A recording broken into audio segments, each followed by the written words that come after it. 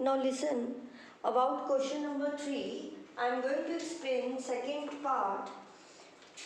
In this question, it is written that A is equal to 7, A13 means 13th term is 35, D means difference, and S13 means sum of 13 terms. A13 means is 13th term and S13 means sum of 13 terms. Okay, now see, few data is given to me and few things he is asking from me to calculate. As A is given and 13th term is given to me. As 13th term is given to me, it means nth term. And what is the formula of nth term? A plus n minus 1 into D. As 13th term, we apply this formula. A plus 12, 13 minus 1, 12, D is equal to 35. A is 7.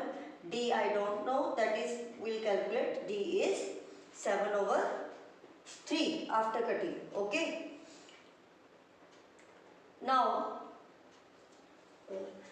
he is asking you sum of 13 terms.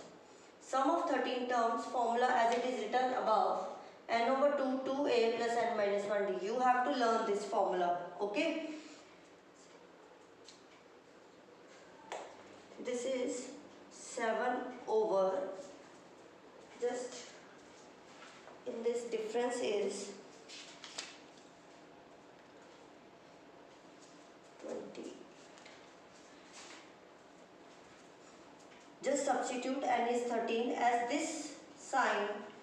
This implies that I have to calculate n is 13 terms, sum of 13 terms.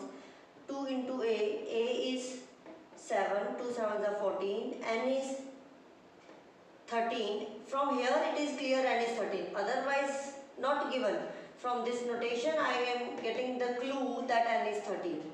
Okay, 13 minus 1, 12, d is 7 over 3, and after doing calculation we will get 273. Now come to the fourth part. Given A3 is 15, S10 is, now this is given. A3 means third term,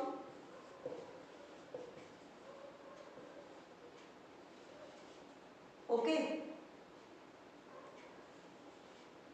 S10 means sum of 10 terms, and D means difference, A10 means 10th term. As it is given, the third term is 15. Again apply this formula, we will get A plus 2D is 15. First part is done.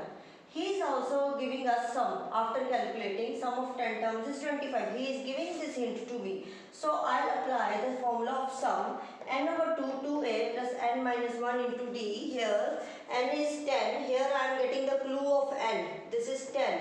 N over 2, 2a, n minus 1 d is 125. Okay. 5 shifted to that side and you will get this. Now these are the two equations in two variables. As we have done in third chapter, the equations in two variables can be solved by elimination rule. Now see, the concept of third chapter I am using in fifth chapter. So you don't have to cram anything. You may apply the concept of any chapter in any other questions of other chapters to solve and to find out their solution. These two, I will apply elimination rule. I will make the coefficient of A same, multiplying by first by 2.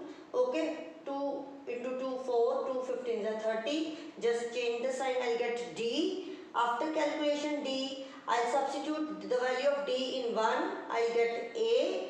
Now he is asking you what is the 10th term. So 10th term, again the formula, he is asking me the nth term as we have done in 5.1. This is the formula of nth term as I have written there also. So A plus 10 minus 1, 9D, substitute the value of A, 17, substitute the value of D. After calculating you will get 8. This is how. So this is not cramming ki mujhe is like in this question elimination rule. It depends on the demand of the question. How I am getting the solution, what steps I am going through. So no cramming can be done in these type of questions, that in fourth part elimination rule, in fifth part is. It depends only on the requirement of the question when we are solving the questions. Okay, students.